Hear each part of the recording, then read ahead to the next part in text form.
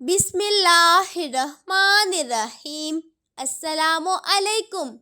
نیوکنز اردو برائے جماعت پریپ 5 سال کے بچوں کے لیے، صفحہ نمبر 54۔ پیارے بچوں، ہمارے آج کے سبق کا عنوان ہے اردو گنتی، عددی اور لفظی۔ آج ہم اردو گنتی اعداد یعنی ہندسوں اور لفظوں میں سیکھیں گے۔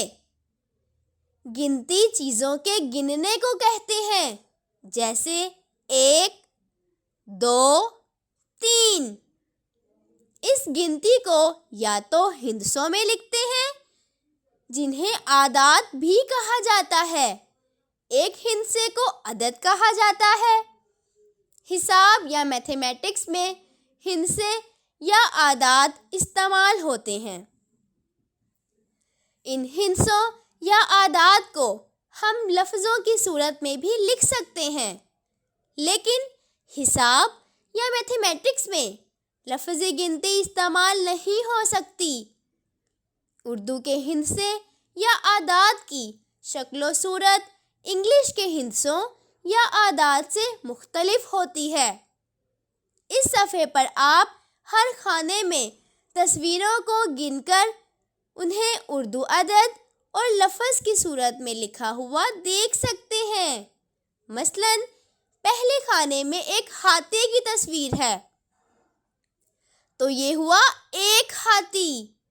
یہاں 1 کی گنتی لفظ میں بھی لکھی ہوئی ہے، الف یائے مجہول اور کاف، 1۔ اور 1 کا ہندسہ یا عدد بھی لکھا ہوا ہے۔ اسی طرح دوسرے خانے میں اگر ہم زرافوں کی تصویریں گنیں تو 2 تصویریں ہیں۔ اردو لفظ میں بھی دال واؤ 2 لکھا ہوا ہے اور 2 کا ہندسہ بھی لکھا ہوا ہے۔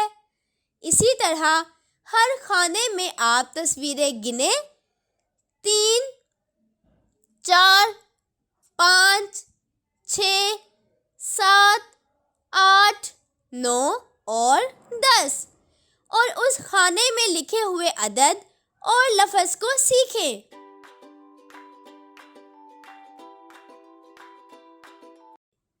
محترم اساتذہ کرام، 1 سے 10 تک اعداد سکھانے کے لیے تصاویر اور تعداد دکھا کر عددی اور لفظی گنتی کے فلیش کارڈ طلباء کو دکھائیں اور ہر عدد کو اردو لفظ میں لکھنے کی مشق کروائی جائے۔ شکریہ۔